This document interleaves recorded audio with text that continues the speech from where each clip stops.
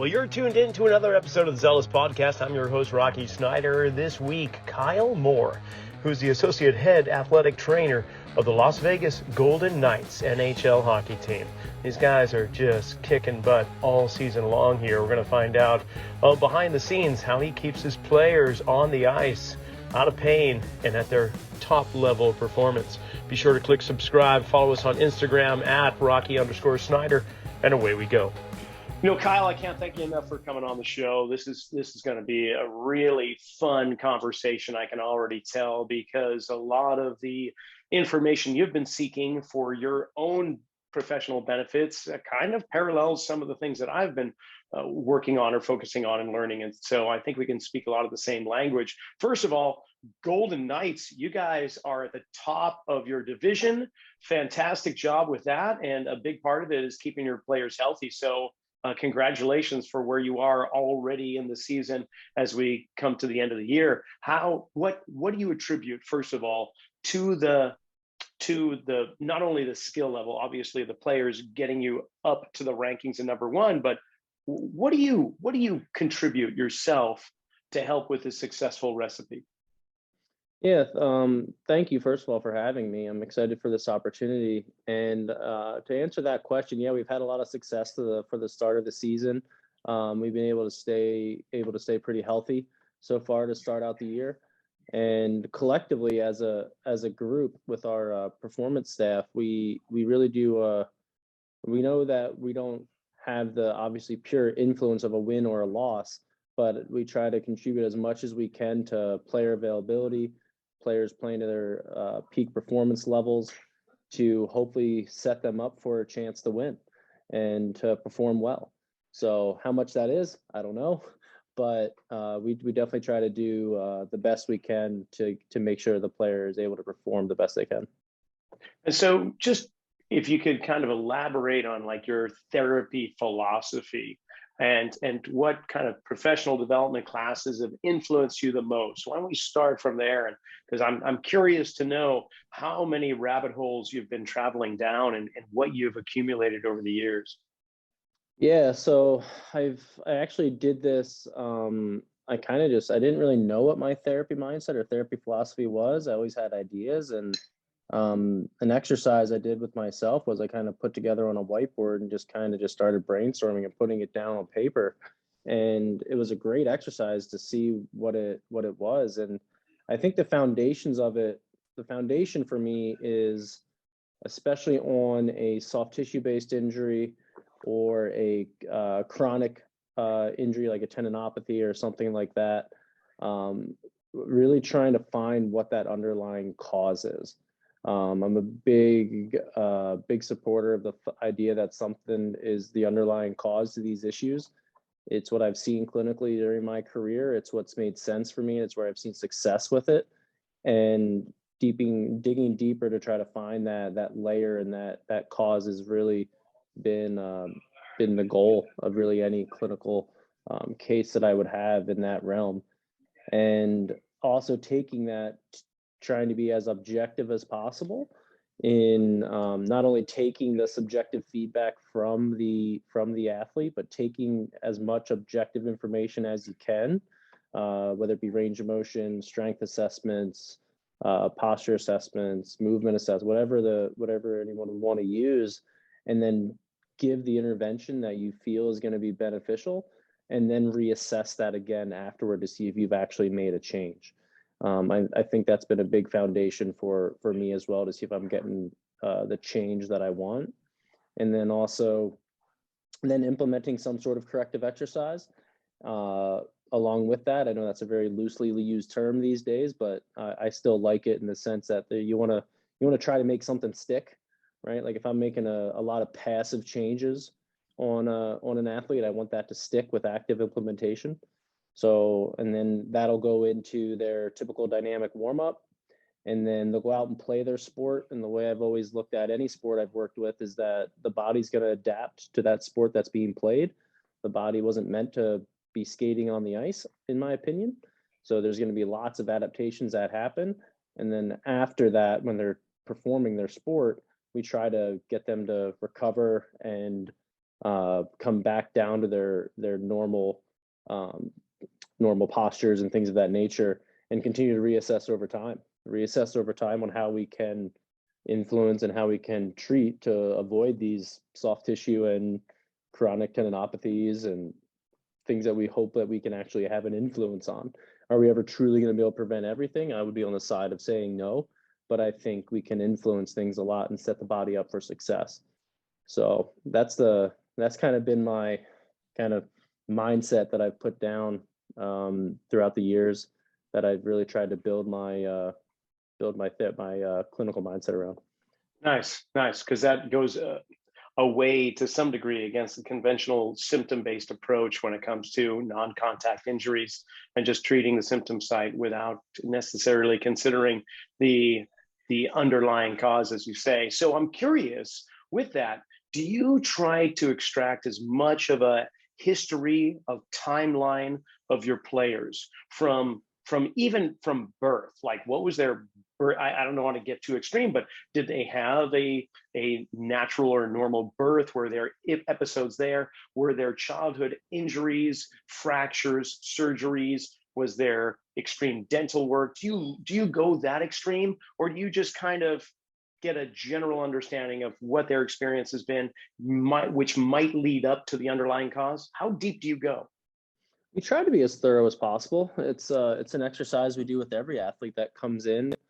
Is we basically just gather as much of a clinical injury history as possible, and that is anything from a concussion to your basic orthopedic injury, surgeries if they go back to the childhood years, things of that nature, to just get a sense of what adaptations we can maybe predict a little bit when we have a little bit something in our mind, when we do a bit of an assessment to see what's going on. We really try to take the previous medical history as a starter and to be as thorough as possible for us to hopefully look at things that, like, they may not have any complaints now, but how does that hip labral surgery look now compared that you had to 5 years ago? How's your range of motion? Like, things just to keep in mind. That's just one small example, but something to have in the back of our mind when we're doing an initial assessment of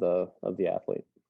So, not to throw physical therapists under the bus, it's not what I'm intending, but you got a lot of players who have had injuries that have gone through some type of rehabilitative process, typically with a physical therapist, but there comes a time where they stop that.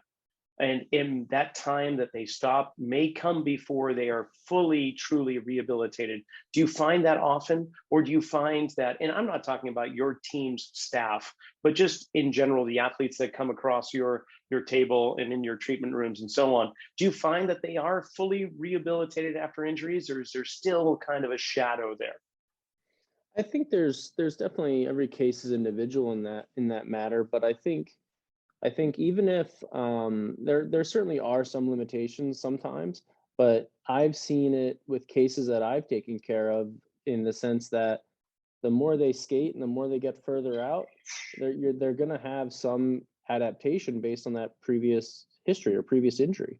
So I think, does it happen? Yes. And that's where we try to be as thorough as we can to identify these adaptations to prevent them from turning into secondary injuries. I definitely do think that in the professional sports world, I think we bridge that gap from, like, clearance to play, but also clearance to maximal performance. I shouldn't say clearance there. What I mean by that is we try to be as objective as we possibly can, and try to make sure that not only are you safe to play from the injury clinically, but are you at your peak performance and your baseline levels for you to be a positive contributor when you get back on the ice. So I think that's the gap where I think we can really bridge that gap between being medically cleared to play, but also cleared for full performance, and hopefully that comes at the same time. Well, let's talk about that gap for a moment, if you don't mind, because as I see it, like you mentioned, corrective exercise, and people can give it whatever terminology, but for the most part, we understand what you're saying. Are there movements to clean up improper patterns, compensatory actions, just to overcome some kind of inhibition, if you'll call it, or over facilitation, whatever the case may be. But often we see corrective exercises set up prior to a conditioning program, strength conditioning, and then they go into their routine in the hopes that the corrective exercises are setting them up to better execute the movements that are in their program. But therein kind of lies a gap, don't you think?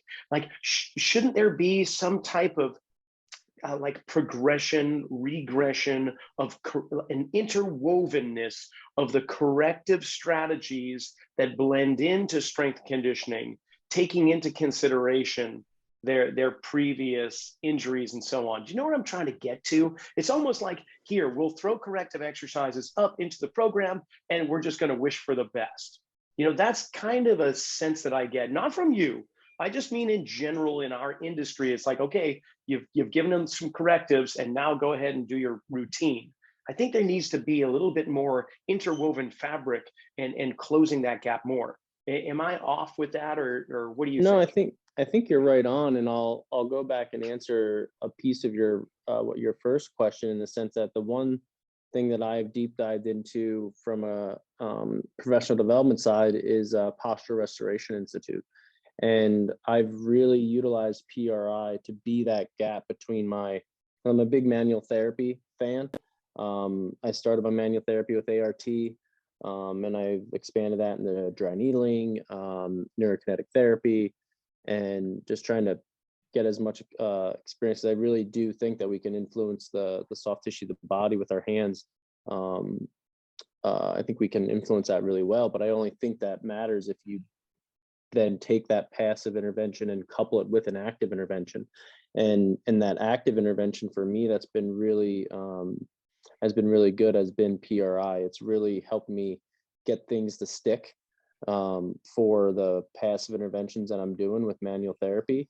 And the piece that to talk about that specific gap that you're talking about, because I do agree there is a gap there. And clinically, I use PRI exercises or specific kind of modifications to exercises they've done to make it a little bit more specific to the athlete. But I think the most important piece to that is communication with our strength and conditioning staff. I think the having a high level of communication, because like we view and myself, I view an athletic trainer and a strength and conditioning coach as a member of a performance staff, right? Like we're in the same business. We're trying to get an athlete to perform the best that they can. And when you have that high level of communication, you can bounce exercises off each other, you can ask significant questions. And that in itself, I think, is going to close that gap between an athlete who is getting ready for activity to go out and perform at their best. I think that's going to really be the method to close that gap that you spoke about. Well, you also are not only what you just mentioned with NKT, PRI, TPI, all these letters that you've been pursuing knowledge from, but CSCS, Certified Strength Conditioning Specialist, as well. So you've got your foot on both sides of, I won't even say the fence, but on both sides of the medical and performance to some degree. How do you utilize that knowledge with CSCS with the ATC? How have you blended those together to perhaps better communicate with the performance staff of the strength coaches and so on? Do you do that? And if so, what have you found? What I've found with that is it's given me a really solid foundation for conversation, because I do not practice as a strength conditioning coach. Like you mentioned, I do have my CSCS, but that was something that, as I've developed through my career, I've definitely 100% been an athletic trainer way more than I've been a strength conditioning coach. I've never practiced solely as a strength conditioning coach. And I leave that to our strength conditioning coaches that are way better than me at programming and way better at me at player development and all the things that are necessary for a strength coach to be great. I think it has helped me in the past with having some foundational knowledge to have a constructive conversation on what we feel we need, what a player needs, mainly in a post-injury conversation, because that's the world that I live in. It's given me like I think a solid framework to work off of, but by no means have I gotten to the point where I've been an elite strength conditioning coach by any means. It's not what I focus my time on. No, I totally get you. But what I'm curious though is that I guess the question is when to load. So you're dealing with the players that are having some issues, whether it's movement patterns, whether it's just tendinopathy, whatever the case may be, and then they need to go eventually get back into the weight room. What kind of assessments? Because I know you're one of those guys that, you know, in order to know if this is valid, we need to assess, do that movement, reassess to see, are they ready for this? So I guess the question is, what kind of assessment tools do you use in order to understand when you need to load your players and when they're not ready for it? Yeah, quite simply, with the first thing that come to mind with that is, are they pain free? Are they pain free through everything I'm about to talk about? For one, do they have full range of motion, actively and passively, and can they produce full isometric force without pain? And I focus only on the isometric because concentric and eccentric is going to come naturally with a loading progression and the rest of a rehabilitation. But I want to know, can you fire that muscle to a baseline level if we have the measurement? If we don't have the measurement, then we're going off of probably a bilateral assessment to see if both are equal. But if they can isometrically produce force without pain, that's telling me muscle fibers have gotten to a point where they've healed enough where pain is not being created. Can I put that tissue all the way on stretch without pain? That's telling me the fibers are ready to be loaded. That's the big things we look for. And then also tenderness of palpation too. If there's no pain to palpation and full range and full isometric capabilities, that's where we typically have the loading begin, which again is still a very very close process between the athletic trainers and strength conditioning coaches. I mean, it's a nonstop flow of back and forth. One of the things that I really like to do is, when I'm able to, we have a high-low table in the gym, and I like to treat up there when I can, just so that I can, not because I'm trying to like watch over things that are happening, but just so I can observe, the programming styles, the coaching styles, how an athlete looks while they're moving, and just I try to be as integrated as possible with that. Be there to provide a intervention if needed, even mid-session, just be able to get some extra hip extension or get some extra dorsiflexion or whatever the case may be, just so they can have a more high quality training session. So those are things that I've tried to do to make it as integrated as possible. But I think I don't see a gap between athletic trainers and strength conditioning coaches personally. Not in that environment, I bet. Yeah. It's a combination effort the whole way through, and I think that you lose those gaps, and you're unsuccessful in those gaps when you're not working well together. And when it comes to let's just say the common injuries for the NHL players, adductor strains, maybe high hamstring pulls, there's certain protocols historically for such things. And I imagine, and I'm just guessing, but you'll have to kind of steer me in the right direction here, but maybe as a young up and coming athletic trainer, there's certain beliefs with these protocols. If this is occurring, then you need to do A, B, and C. But you yourself, over the course of time, have learned that each body is individual in its ability to move and create strategies or negotiations around the issues in the tissues and so on. So the approach to, say, an adductor strain may very well not be the protocol that has been laid out historically. We might need to take a different approach. Did you struggle with that? Or was that something that you just jumped into and said, of course, this makes complete sense, and I'm not going to go with the, I won't say conventional, but maybe the previous understanding of what we should do? Yeah, I think of a couple layers with that. I think the first thing is you were right with what you said, that early in my career, I definitely, as an athletic trainer, what your job is to work on the direction of a physician. That's your job. That's what athletic trainers do. And you get a post-surgery protocol, or you have protocols from the clinic you work through, or things like that. And I think those serve as a good foundation, right? Like, as long as they're clinically up to date, with the current literature that's out there, I think those serve as a great foundation. But I'm ultimately not a fan of protocols. I think every rehab is its own individual thing, and that's also where it comes down to, as an athletic trainer, to having a very close and very trust-based relationship with your team physician or your supervising physician, to where they're comfortable with what you want to implement or what you want to tweak to the protocol, and just have these conversations ahead of time, because the athletic trainer knows the athlete at a very high level, and knows their previous medical history, like you mentioned, to be able to meet the benchmarks that we need to throughout a rehabilitation process, which is necessary. But I think the method of getting to each one can be very individualized to the clinician and also to the patient. And that's where the happy medium is, for, in my opinion, to see the best potential benefit.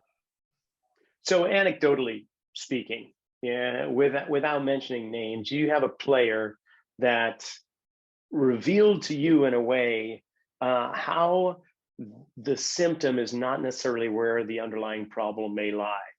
Can you recall a time where that hit you like a brick wall, where this low back issue was actually coming from a 5-year bout with an inversion sprain that happened 5 years ago, or with something along that line? Was there something that made you go, oh my gosh, what the heck is this all about? I want to learn more.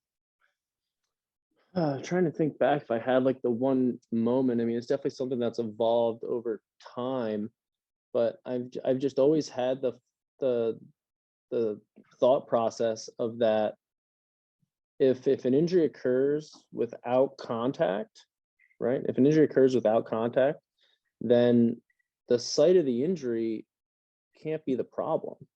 Like, the way the body, like, that part gave way for some reason.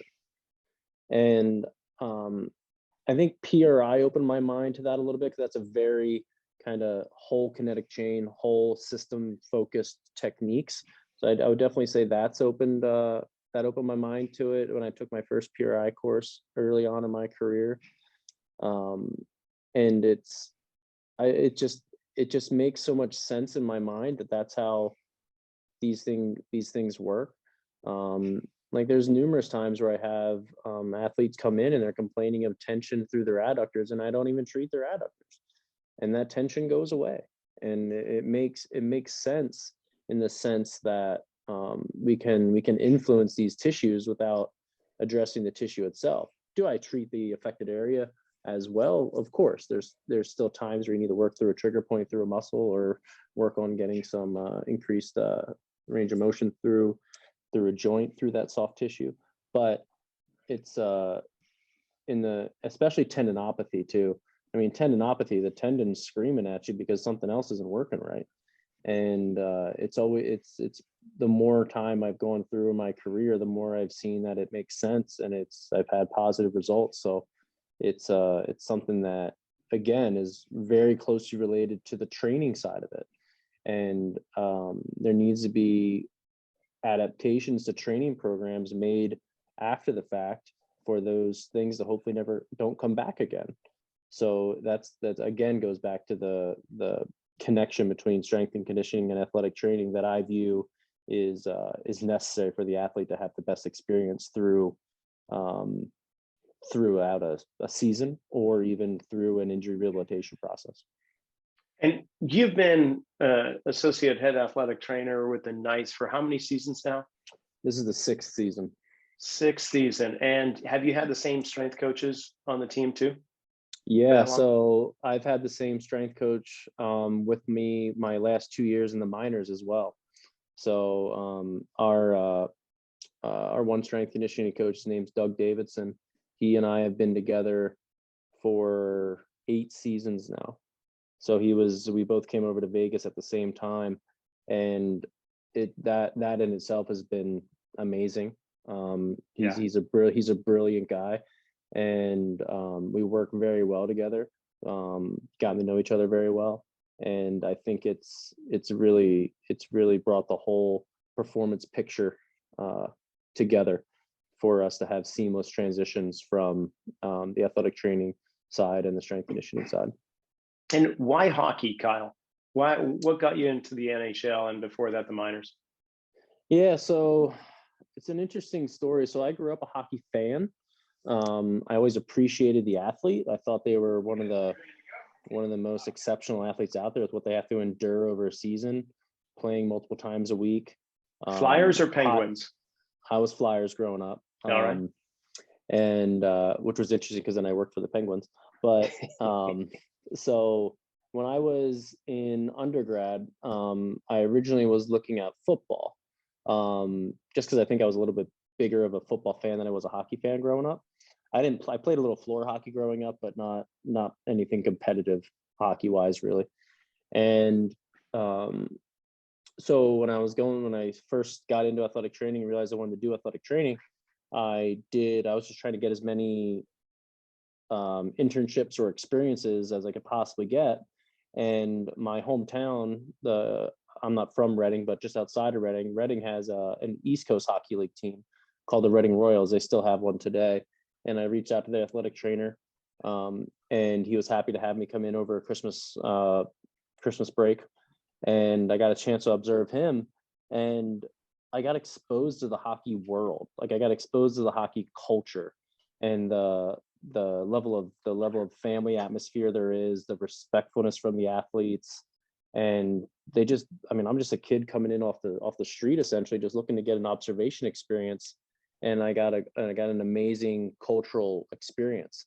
So once I had that experience, I'm like, I want to work hockey. This is where I think I can work with a high level athlete, but also work in a very family oriented atmosphere, very positive culture atmosphere. And I tried to gear all my experiences in hockey after that. Hey, podcast listeners, I want to let you know I will be on the East Coast this January to teach 2 courses of anatomy and motion. The first course is on Saturday, January 21st at the Perform Better Functional Training Institute in West Warwick, Rhode Island. It is a full day of understanding closed chain biomechanics of the lower body.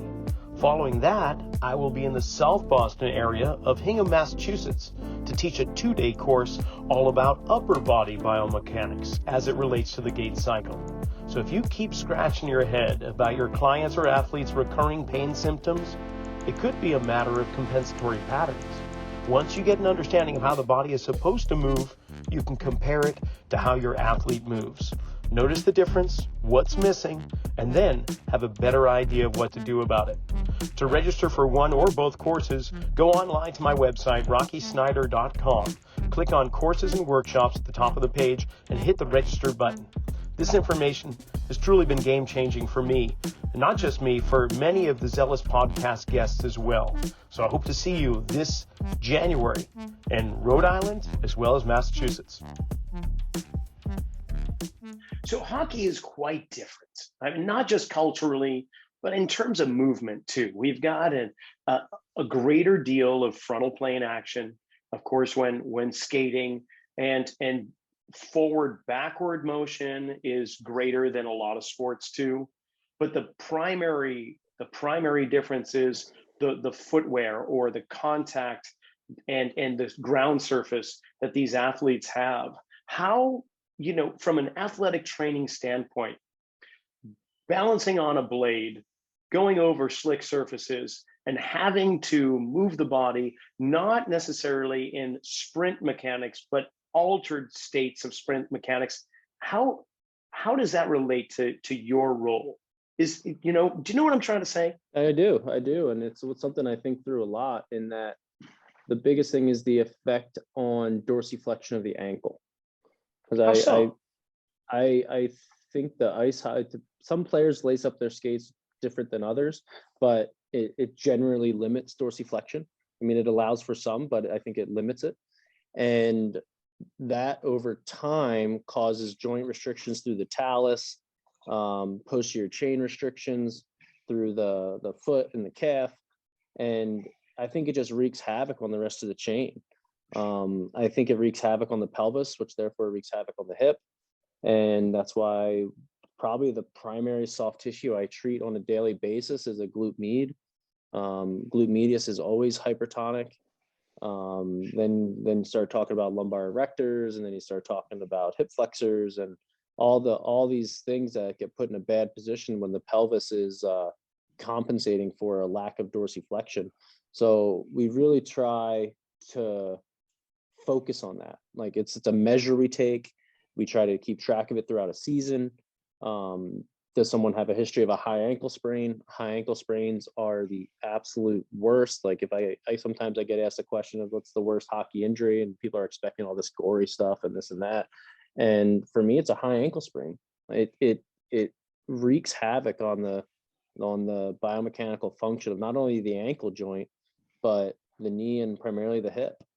Um, I've seen a lot of anecdotal evidence of just guys with histories of high ankles. They have issues up the chain on that hip, and it's something that we try to really treat our way through, because that scar tissue lays down and it stays there forever. But I mean, we can try to at least influence it to be in a better state so that ankle can function better.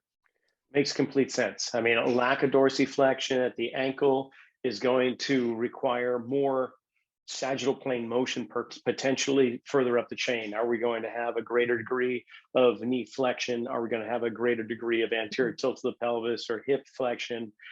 You're not going to be able to get true hip extension potentially. Mm-hmm. So therefore the glute max isn't going to be participating as much. And with all that frontal plane abduction of skating down, I could definitely see how you get hypertonic in that glute medius. So with that known, when it comes to transferring that information to your buddy, the strength coach, do you guys do a lot of loading into dorsiflex positions for the ankles? Can we just drive them more into it? Can we get them to access that even when they're in the training facility? Obviously, you're not going to get it as much if they're lacing up the boots really tight, but do you try to offset that in the on the dry land based training, so to speak? Yeah, we do. So we really try to couple, and this is where that level of communication I think is high. I try to work through the soft tissue and the joint restrictions of the ankle the best that I can to gain dorsiflexion, and then we try to couple that with some lifting exercise, either even some basic mobility exercise that's really driving that shin over that foot, to try to get as much of that positive shin angle as we can to drive those changes home. And I try to take a similar approach with the hip extension that you mentioned as well. I'll do a lot of soft tissue work to try to gain as much hip extension as I can, and then that's then a piece of their either prep activity or their lifts are geared towards maintaining the ranges that we got. And it's not you'll see changes in a one-time intervention, but it's going to be something that's focused on for the coming weeks to try to really get that to be something that sticks. And so, you and I have something in common where we look down at the foot quite often. 28 bones, 26 of them are meant for movement. They got the two sesamoids that are just more like pulley systems for a windlass mechanism. But in essence, you got 33 joints down there, but they're all laced up tight. And without proper dorsiflexion of the ankle, you're not going to have a lot of proper pronation mechanics of that foot. So do you address like what's the plantar surface or the plantar tissue doing under the foot? Do you do a lot of like manipulation, mobilization, or even for that matter, dry needling of the lower extremities? What else do you do to affect that, to try to reduce the likelihood of that high ankle strain and so on? Yeah, I do definitely look at the plantar aspect of the foot. I haven't done much dry needling at the bottom of the foot just because I don't think I've had an athlete that has had a level of comfort with it yet. I will certainly do a lot of dry needling through tib anterior, try to decrease any hypertonicity through there. That's been really successful as well. But the thing that I'd say the most bang for my buck with is the talus, in being able to make sure that talus and subtalar joint can it distract from the joint? Can it move anterior posteriorly? I see a lot of limitations with the talus sliding posteriorly to limiting that dorsiflexion as well.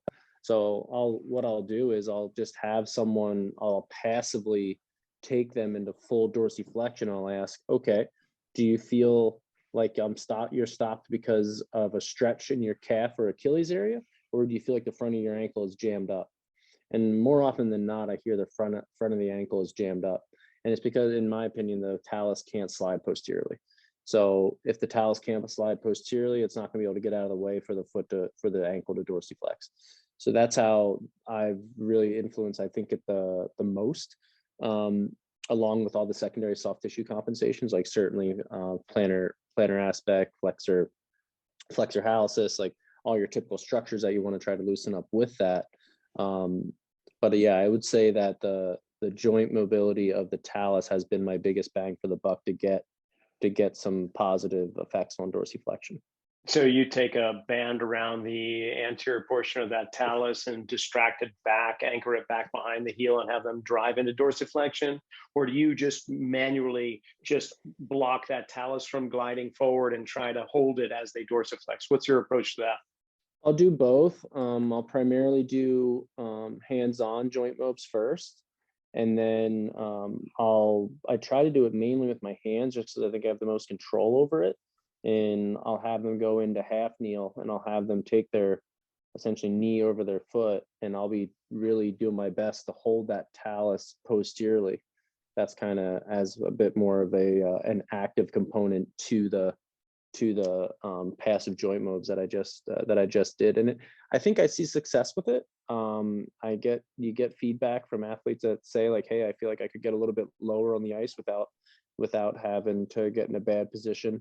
Because I mean, at this level, these athletes are very aware of what's going on with their bodies in a like a practice environment, right? Like they're not going to take note of that during a game, right? But in a practice environment or like a skills session skate where they're focusing on certain things, they can feel these things. They know their bodies. So it's something we definitely try to make a focus of, just because of its effect on the rest of the chain, primarily the hip, I would say. Do you like puzzles? Do you like being a problem solver? Yeah, I think I also just try to be as truly proactive as I can. And what I mean by that is, like, I want to be the clinician going to the athlete saying, "Hey, we've worked on this in the past. Let's take a quick look at this and see if anything's going on." Like that in my mind is proactive. I think even when an athlete comes in and say, "Hey, my groin's a little tight, can we work on it?" Yeah, that's going to start a whole process. I'm going to assess everything and try to figure it out, which I love doing as well. But they still came to me. I didn't go to them. So I try to be as truly proactive as I can be to stay on top of any of these things. I take notes of what I see works for certain things for players. Like some players end up being a lot more quad dominant than others, so they have classic rectus femoris, vastus lateralis tension issues. Other athletes, they go through it with their hips, and it's classically a glute med and a lumbar erector. Sometimes some guys are more SI joint, and I try to track these things. I'm talking from a non-injury world right now. Like I'm talking from truly a preventative state. I try to track these things, and I try to, when I have the time, try to build connectivity and build trust with the athletes to be able to say, "Hey, we've worked on this in the past and we saw this. Can we take a look at this today and see if everything looks good?" And sometimes it looks good and they're on their way. But other times it's back, but it didn't create a problem yet. Whereas if in my opinion, if it's let go and it continues to function that way, a problem will arise. Got it. Okay, so curious with your experience with PRI and the fact that you have players that are inherently asymmetrical, partly according to PRI, but also the way they play. There's a certain hand that holds low on the stick compared to high. You know, you've got left-handed players and right-handed players. How does that play back and forth into each other? Do you know what I mean? Like with PRI, heart on the left, two lobe lung compared to three lobe lung. It sets us up with a rib cage shape, which sets us up posturally almost preset to be a certain way. Are you noticing just within your own experience, like, is there an overlay with that? Do you play along with that, or does it get your head scratching going, I wonder what that's all about?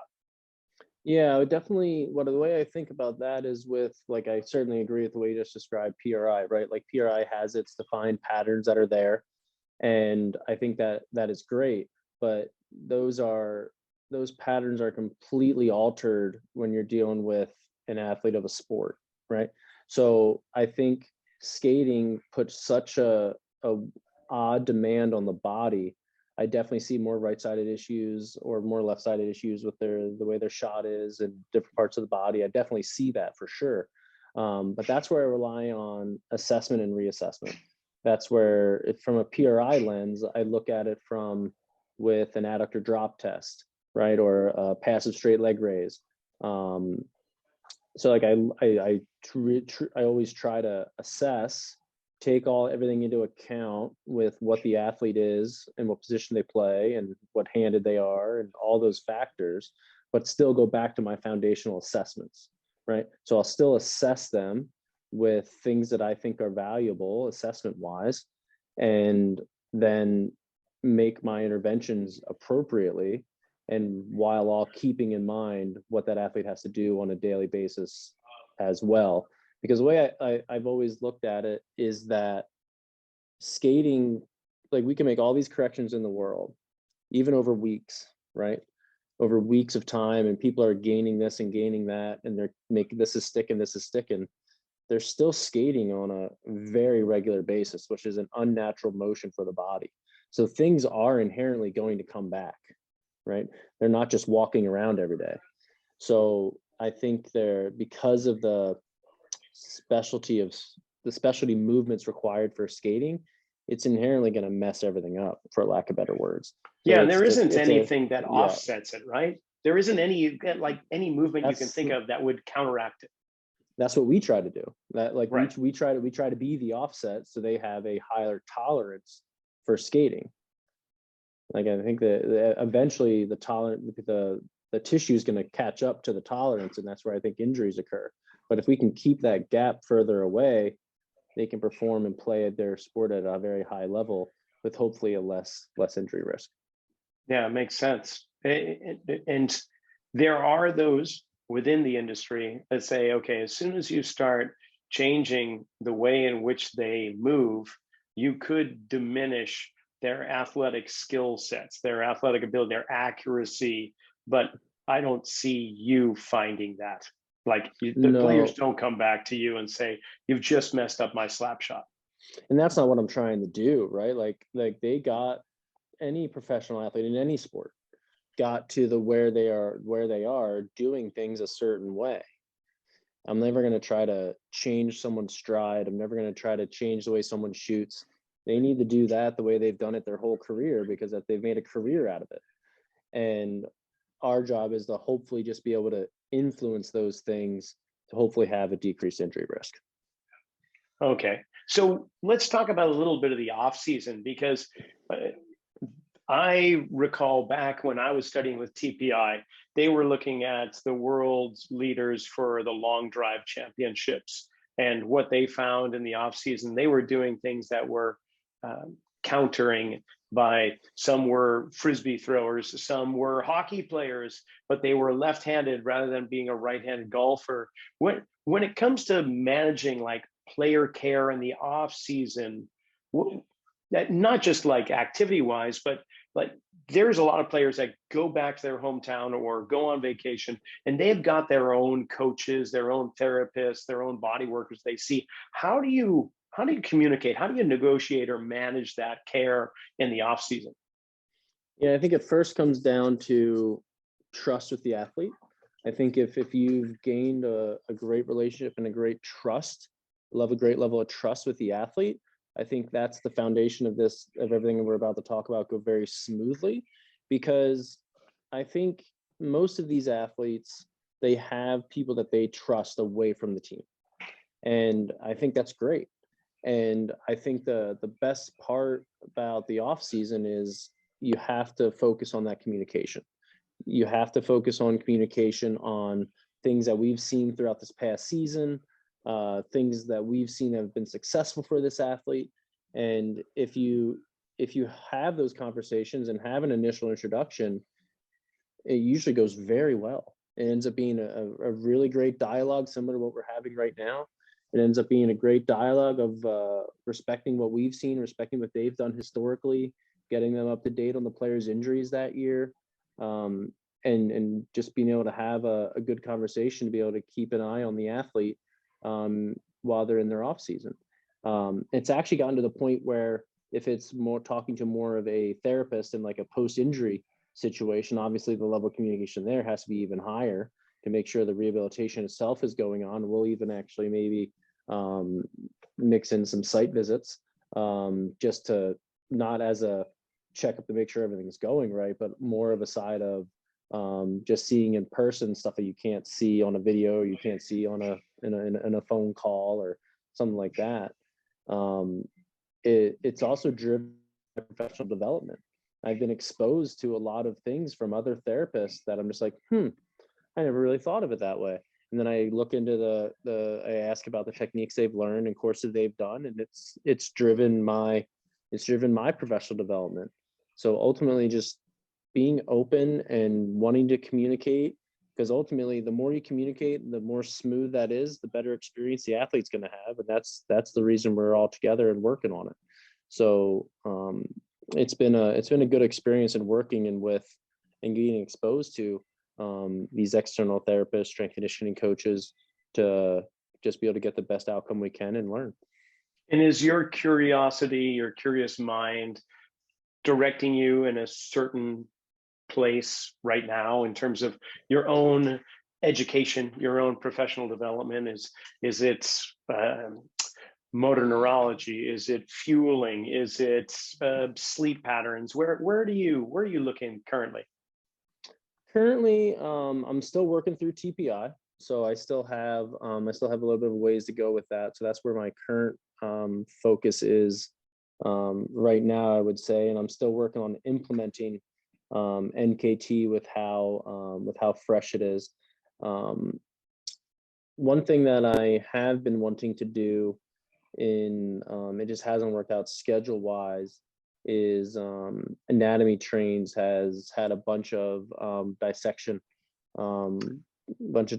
courses just to kind of refresh my anatomy knowledge and just really make sure that I'm staying on point with that, because I had a cadaver experience in graduate school, and it's been a while since I had that experience, and that's really been being able to know what's underneath your hands when you're working on someone is huge. So I've been looking at those courses for a while, trying to find one that lines up with my off season the best that it can. But yeah, I'd say right now most of my time is invested in TPI and NKT. Nice. Well, when it comes to the off season, you couldn't time a better location and timing of the year to be in Vegas. You know, you're in Vegas when it's kind of decent. During the in season, it's not boiling necessarily. Well, October gets kind of hot, but all in all, in June, of course. But you're off. You don't stick around Vegas in the off season, do you? Do you go somewhere else? Head back to Pennsylvania? Vegas is our home base. Vegas is our home base. We'll go back to Pennsylvania for about 2 or 3 weeks typically in the off season, but Vegas is my home base. We like it there. It's hot. I mean, it's hot in July and August. It's no joke, that's for sure. But what everyone always told me when I moved there was it's a dry heat, which is what everyone says, and it is true. I mean, I am soft with humidity now. If I'm somewhere where it's humid, my body is adjusted for sure. But And so that's kind of my next question, and probably my last question, because we're running out of time here. But you go on like a 10-day road series, and you're gone. Do you notice, in terms of player health, ability, maybe even like occurrence of injury, if there's a difference between the beginning of a road trip and the end, partly because of different time zones, sleep patterns interrupted, or a long stretch of games that are kind of back to back? I'm just curious, if maybe not, but do you notice anything like that compared to it's being at something home for a while? it's something we're trying to actually quantify and look at, to see if we have any trends at different points at where you're seeing. But ultimately, I mean, if at the end of a road trip, I mean, everyone's exhausted to a certain extent, because we're traveling, we're getting in late, we're sleeping late, we're constantly trying to stay ahead of the sleep side of things with appropriate supplementation that can be done, and make sure athletes are recovering the best they can. But I can't say I've noticed anything specifically to answer you, not to give you an answer to your question, but there are definitely there's definitely adaptations to travel.